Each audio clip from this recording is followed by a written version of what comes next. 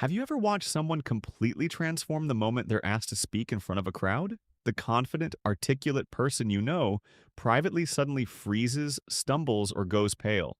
And yet, standing up and talking should be simple, right?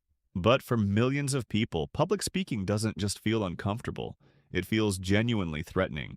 Psychology has spent decades studying exactly why, and the answers reveal something profound about the human mind. Here's what science says about people who hate public speaking. First, their brain genuinely cannot tell the difference between a crowd and a threat. Neuroscience research shows that for many people, standing before an audience triggers the same fight or flight response as physical danger. The amygdala, the brain's alarm system, fires as if survival is at stake. The racing heart, the dry mouth, the shaking hands, none of that is weakness.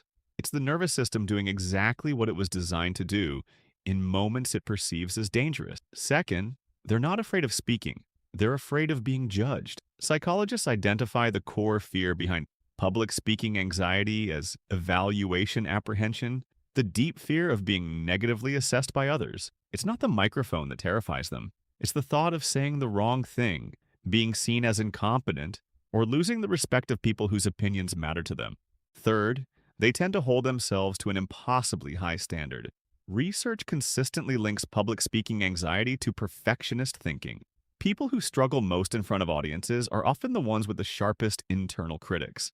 They mentally rehearse every possible mistake before they even reach the podium and interpret any stumble as total failure rather than a completely normal part of human communication. Fourth, past experiences have quietly shaped their present fear. Psychology shows that a single humiliating or embarrassing moment in front of others, especially during childhood or adolescence, can wire the brain to associate public attention with danger. They're not being irrational. Their nervous system learned a lesson once and has been protecting them from repeating it ever since. Fifth, they are often the deepest thinkers in the room. Introverts and highly reflective individuals are statistically more likely to struggle with public speaking, not because they lack intelligence or ideas, but because their minds process so much simultaneously that translating that internal richness into real-time speech feels overwhelming.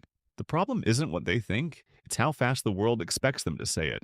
So the next time someone declines to speak up in a meeting, avoids a presentation, or visibly dreads being put on the spot, don't mistake their silence for lack of confidence or capability. What you're seeing is a mind that feels everything deeply, thinks in layers, and carries the very human fear of being truly seen and found wanting. That's not a flaw. That's one of the most relatable things about being human.